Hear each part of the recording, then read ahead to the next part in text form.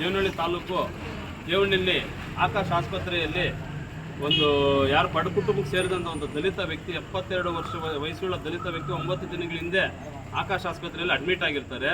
ಏನೋ ಒಂದು ಅನಾರೋಗ್ಯ ಸಮಸ್ಯೆಯಿಂದ ನಿನ್ನೆ ದಿನಾಂಕ 22ನೇ ತಾರೀಕು ಅವ್ರಿಗೆ ಉಸಿರಾಟ ತೊಂದರೆ ಆಗಿ ನಿನ್ನೆನೇ ಮರಣ ಹೊಂದಿರ್ತಾರೆ.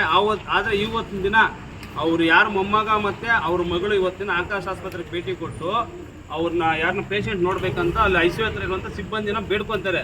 ಬಿಟ್ಟಿರಲ್ಲ, ಅವರು ಕಾಲೆಲ್ಲ ಇಟ್ಕೊಂಡಿರ್ತಾರೆ, ಬಿಟ್ಟಿರಲ್ಲ, ಬಲವಂತ ಕೇಳಿರ್ತಾರೆ, ಬೇಡ್ಕೊಂಡಿರ್ತಾರೆ, ಬಿಟ್ಟಿರಲ್ಲ. ಆದರೆ ಅವರು ಬಲವಂತವಾಗಿ ಒಳಗಡೆ ಹೋಗಿ ನೋಡಿರ್ತಾರೆ.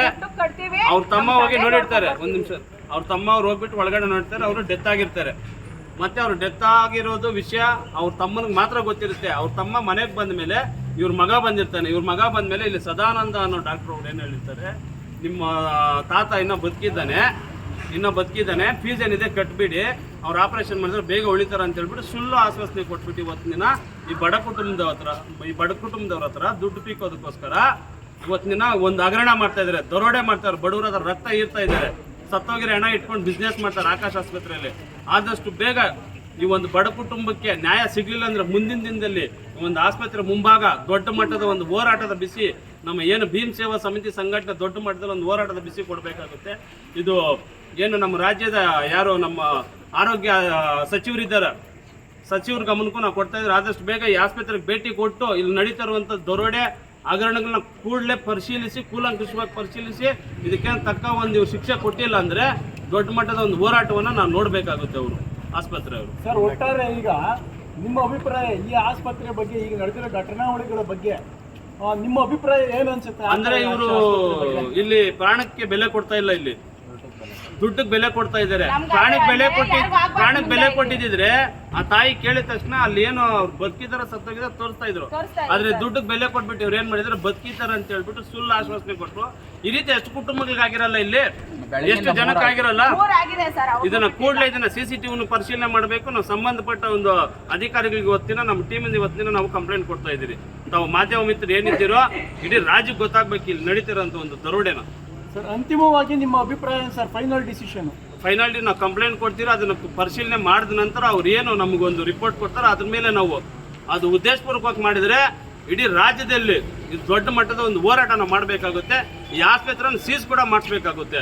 ಅದೇನಾದರೂ ಉದ್ದೇಶಪೂರ್ವಕವಾಗಿ ಅವ್ರು ಸತ್ತೋಗಿರೋ ಹಣ ಇಟ್ಕೊಂಡು ಬಿಸ್ನೆಸ್ ಮಾಡಿದರೆ ಅದು ನಾವು ಈ ಆಸ್ಪತ್ರೆನ ಇವ್ರು ಸೀಸ್ ಕೂಡ ಮಾಡಬೇಕಾಗುತ್ತೆ. ಅದು ಆರೋಗ್ಯ ಸಚಿವರ ಗಮನಕ್ಕೆ ನಾವು ಕೊಡ್ತಾ ಇದ್ದೀವಿ. ಸರ್, ನಮ್ಮ ಹೆಸರು ಶ್ರೀಕಾಂತ್ ರಾವಣ್ ಅಂತ, ಭೀಮ್ ಸೇವಾ ಸಮಿತಿ ಸಂಘಟನೆ ಸಂಸ್ಥಾಪಕ ರಾಜ್ಯಾಧ್ಯಕ್ಷರು, ಹೊಸಕೋಟೆಯಿಂದ ಬಂದಿದ್ದೀವಿ. ನಮ್ಮ ಟೀಮ್ ಅನ್ಯಾಯ ಆಗಿದೆ, ಆದರೆ ಕಂಪ್ಲೇಂಟ್ ಕೊಡೋಕ್ಕಂತ ಸ್ಟೇಷನ್ಗೆ ಬಂದರೆ ಇದು ವಿಜಯಪುರಕ್ಕೆ ಬರುತ್ತೆ ಅಂತ ಹೇಳ್ಬಿಟ್ಟು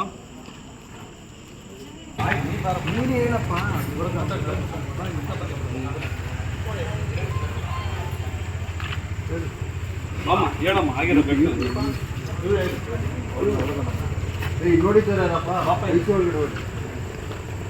ಸರ್, ಇನ್ನೊಂದು ಘಟನೆ ನಡೆದಿರೋದು ಸರ್, ಅನ್ಯಾಯ ಆಗಿದೆ ಸರ್. ಇಲ್ಲಿ ನಿಧಾನವಾಗಿ ಇನ್ನು ಸರ್ಕಾರದ ಗಮನಕ್ಕೆ, ಸಾರ್ವಜನಿಕರ ಗಮನಕ್ಕೆ, ಇಡೀ ರಾಜ್ಯಕ್ಕೆ ಗೊತ್ತಾಗಬೇಕಿದು. ಆರೋಗ್ಯ ಸಚಿವರಿಗೂ ಗೊತ್ತಾಗಬೇಕು. ಇವತ್ತಿನ ದಿನ ಆಕಾಶ್ ಆಸ್ಪತ್ರೆಯಲ್ಲಿ ಬಡವ್ರ ಮೇಲೆ ರಕ್ತ ಇರ್ತಾ ಇದ್ದಾರೆ ಅಂತ ಗೊತ್ತಾಗಬೇಕು. ಇವತ್ತಿನ ದಿನ ಸತ್ತೋಗಿರೋ ಹಣ ಇಟ್ಕೊಂಡು ಆಪರೇಷನ್ ಮಾಡ್ಬೇಕು ಅಂತ ಹೇಳ್ಬಿಟ್ಟು ಈ ಬಡ ಕುಟುಂಬದ ಹತ್ರ ಹೇಳಿದಾರಲ್ಲ, ದುಡ್ಡು ಪೀಕೋದಕ್ಕೋಸ್ಕರ. ಇದು ಯಾವ ನ್ಯಾಯ ಸರ್ ಇದು? ಸರ್, ಕಂಪ್ಲೇಂಟ್ ಕೊಡಕ್ ಬಂದ್ರೆ ನಮ್ ಲಿಮಿಟ್ಸ್ ಬರಲ್ಲ. ವಿಜಯಪುರಕ್ಕೆ ಹೋಗ್ಬೇಕಂತ ಹೇಳಿದ್ರಂತೆ ಅವರು ಸ್ಟೇಷನ್ ಅಲ್ಲಿ. ಅಲ್ಲ, ಕೊಡಕ್ ಬಂದಿದ್ರೆ ಬೇಡ ಅಂತ ಹೇಳಿದ್ರಂತಲ್ಲ ಸರ್. ಅಲ್ಲ, ಮತ್ತೆ ವಿಜಯಪುರಕ್ಕೆ ಯಾರು ಕಳಿಸಿದ್ರು?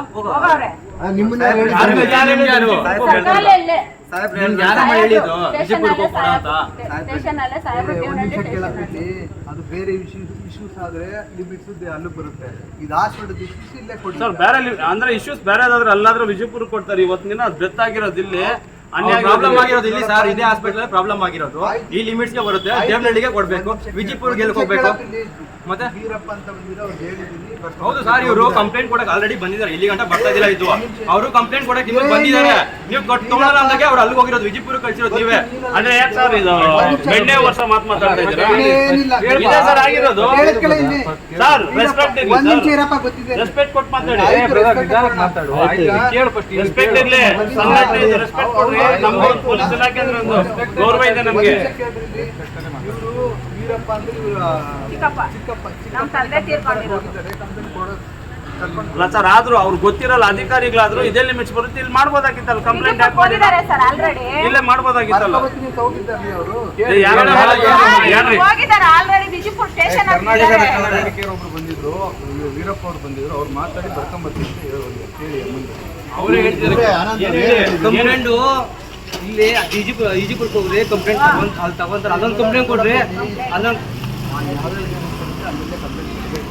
ಅದು ಅನ್ಯಾಯ ಅದು ಅವ್ರು ಹೇಳ್ತಿರೋದು ನಿಮ್ಮನ್ನ ಹಾಸ್ಪಿಟಲ್ ಇಶ್ಯೂಸ್ ಆಗಿರೋದ್ರೆ ಆದ್ರೆ ನಮಗೆ ಕೊಡಿ ಅಂತ ಹೇಳಿ ಕೊಡ್ತಾರೆ, ಕಂಪ್ಲೇಂಟ್ ಕೊಡ್ತಾರೆ. ಅದರಲ್ಲಿ ಅಲ್ಲ ಆವಾಗಲೇ ಬಂದಿದ್ರಲ್ಲ ಸರ್, ತಾವೇ ಬಂದು ಮಾತಾಡ್ಮೇಲೆ ನೀವು 5 ಗಂಟೆ ಇದು ಆಗಲೇ ಬಗೆಹರಿಲ್ಲ. ಒಂದು ಜನ ಈ ಕಡೆ ಹೆಂಗ್ ಸರ್ ಅವ್ರು ಟ್ರೀಟ್ಮೆಂಟ್ ಕೊಡ್ತಾರೆ, ಇವರು ಮೊಮ್ಮಗ ಹೋಗಿದ್ದಾರೆ ಸರ್. ಒಂದು ನಿಮಿಷದಲ್ಲಿ ನೀವು ಕಂಪ್ಲೇಂಟ್ ಕೊಡಿ, ಅದ್ರ CC ಕ್ಯಾಮ್ರಾ ಇರ್ತವೆ, ಅದೆಲ್ಲ ವೆರಿಫೈ ಮಾಡ್ತೀವಿ. ಅದನ್ನು ಈ ಹಾಸ್ಪಿಟಲ್ ಮಾಡಲ್ಲ, PM ಬೇರೆ ಹಾಸ್ಪಿಟಲ್ ಮಾಡಿಸ್ತೀವಿ.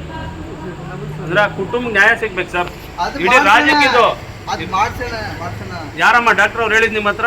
ಸತ್ತೋಗಿರೋ ಹೆಣ ಇಟ್ಕೊಂಡು ಸದಾನಂದ ಅಂತ ಹೇಳ್ಬಿಟ್ಟು ಡಾಕ್ಟರ್ ಸದಾನಂದ. ದಯಾನಂದಮ್ಮ ಸದಾನಂದ ಅನ್ನೋ ಡಾಕ್ಟರ್ ಹೇಳಿರೋದು ಏನಂತ, ಆ ವ್ಯಕ್ತಿ ಸತ್ತೋಗಿರೋದಂತೆ ಕುಟುಂಬಕ್ಕೆ ಗೊತ್ತಿರುತ್ತೆ, ಆದ್ರೂ ಅವರು ಬದುಕ್ಬೇಕಂದ್ರೆ ಅರ್ಜೆಂಟ್ ಆಗಿ ನೀವು ಫೀಸ್ ಕಟ್ಬೇಕು 2 ಫೀಸ್ ಲಕ್ಷ. ಕಟ್ರೆ ಬದುಕಿದ್ರು ಬದುಕ್ಬೋದು, ಇಲ್ಲ ನಾವು ಗ್ಯಾರಂಟಿ ಕೊಡೋಣ. ನಾವು ನೋಡ್ತೀರಿ ಒಂದ್ಸತಿ, ಆಮೇಲೆ ಕಾಸು ಕಟ್ತೀರಿ, ಪೇಷಂಟ್ ನಾವು ನೋಡ್ಬೇಕು ಅಂದಿದ್ದಕ್ಕ ಬಿಟ್ಟಿಲ್ಲ ಅವರು. ಬಿಟ್ಟಿಲ್ಲ. ನಾವು ನುಗ್ಕೊಂಡು ಹೋಗಿ ನೋಡಿದ್ವಿ, ಗೊತ್ತಾಗಿರೋ ಸತ್ತೋಗವ್ರೆ ಅಂತ. ಅದನ್ನು ನೀವು ಕೊಡಿ, ನಾನು ಮೆಡಿಕಲ್ ಟೆಸ್ಟ್ ಇಲ್ಲಿ ಮಾಡ್ಸಲ್ಲ, PM ಬೇರೆ ಅದ್ ಬೇರೆ ಕಡೆ ಮಾಡಿಸಿ ಅದಕ್ಕಾಗಿರೋ ಅನ್ಯಾಯಕ್ಕೆ ನೀವು ನ್ಯಾಯ ಕೊಡ್ತಿರೋ ನಮ್ಮ ಪ್ರತಿಭಟನೆ ಮುಗಿಸಿ ತಮ್ಮ ಮಾತು ಗೌರವ ಕೊಟ್ಟು ನಾವು ಈ ಪ್ರತಿಭಟನೆಗೆ ನಾವು ನಿಲ್ಸ್ಕೊಡ್ತೀವಿ ಸರ್.